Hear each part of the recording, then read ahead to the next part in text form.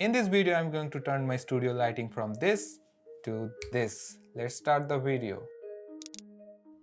Hey, what's going on everyone? Welcome back to yet another video. Wouldn't it be great if I have a cup of coffee? Hey, thanks man, I appreciate that.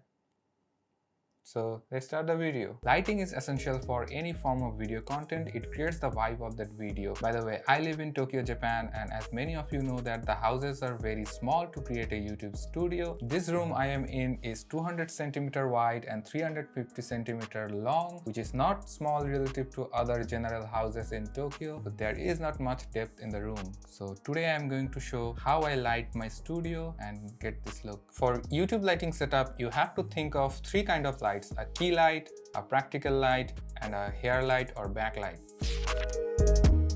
For key light, I am using Amaran 100D with Aputure Light Dome AC. This is the best budget professional light you can have for your YouTube studio. I am saying budget light, but this is not a cheap light, but this is cheaper than most of the lights out there, and the output it produces is similar to Aputure 120D, which is a very expensive light. You don't have to get this light. A window can create the similar effect. You just have to avoid sitting in front of the window, rather sit a 45-degree angle so that one side of your face gets the light. I am only using 15% of the light intensity and also using a honeycomb grid so that the light doesn't spill in the background, and also place the light like 45-degree angle where I am sitting right now, and so that it can light my right side only and create a shadow in my left side and create a moody look. Also, it creates a triangle in my left side. It's called Rembrandt lighting.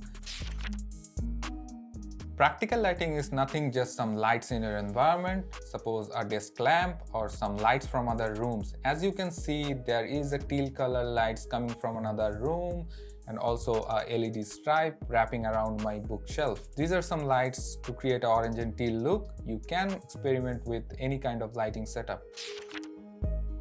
To understand the hair light or backlight, let me turn off the hair light first. As you can see, the key light is lighting my right side and the practical lights just creates the environment, but there is not any depth that will separate me from the background. Now let me turn on the key light. So I am using this LED light bar to light my back, and also it gives me a separation from the background, also gives me a depth. Sometimes I don't use a hair light or backlight to create a moodier look, but using a proper hair light or backlight is standard in lighting a scene. So that's it. This is my minimal lighting setup. If you think of this is just a 2-light setup, even sometimes I use just only 1 light. The minimal the setup is, the faster it will be to hit that record button. It will exhaust me if I have to set up everything every time. So this studio is not completed yet. I am building it step by step. If you want a full tour of that studio, let me know in the comment section. So that's it for this video. If you like or learn anything from this video, do let me know in the comment section. Hit that like button and consider subscribe if you want more videos like this.